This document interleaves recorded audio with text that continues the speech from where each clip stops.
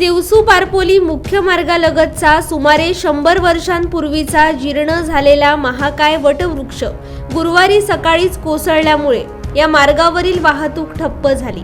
तसेच मुख्य मार्गासह रस्त्यालगतच्या साक्षी संतोष भेंडे यांच्या घरावर हा वटवृक्ष कोसळल्यामुळे अंगणाच्या छपरासह घराचं सुमारे 2.5 लाख रुपयांचं नुकसान झालं। मुख्य वीज वाहिनीवरही हा वटवृक्ष कोसळल्यामुळे वीज पुरवठा ठप्प झाला।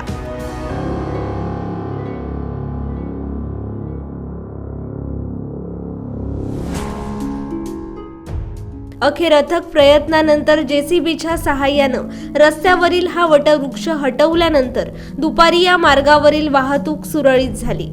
ज्यांच्या घरावर हा वटवृक्ष कोसळला ते भेंडे कुटुंबीय कामानिमित्त पुण्यात राहत असल्यामुळे सुदैवाने जीवितहानी टळली। प्राथमिक शाळेलगतच हा वटवृक्ष होता, मात्र सकाळीच ही घटना घडल्यामुळे अनर्थ टळला।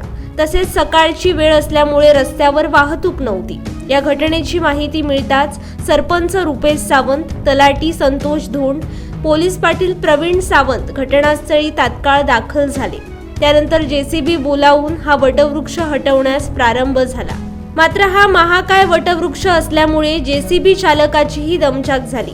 अखेर 3 तासाच्या अथक प्रयत्नानंतर हा वटवृक्ष रस्त्यावरून हटवून वाहतूक सुरळीत करण्यात आली। यावेळी विठ्ठल सावंत, बंड्या सावंत, सचिन सावंत, अमोल सावंत, वायडी सावंत, सुरेंद्र देसाई, ममता सावंत, जनार्दन जाधव, सुनील सावंत, महेश सावंत, बाबूराव देऊसकर, उर्मिला सावंत, गजानन सावंत, काशीराम जाधव, वायरमॅन अमित राऊळ, पॉली डिसोजा आदी उपस्थित होते।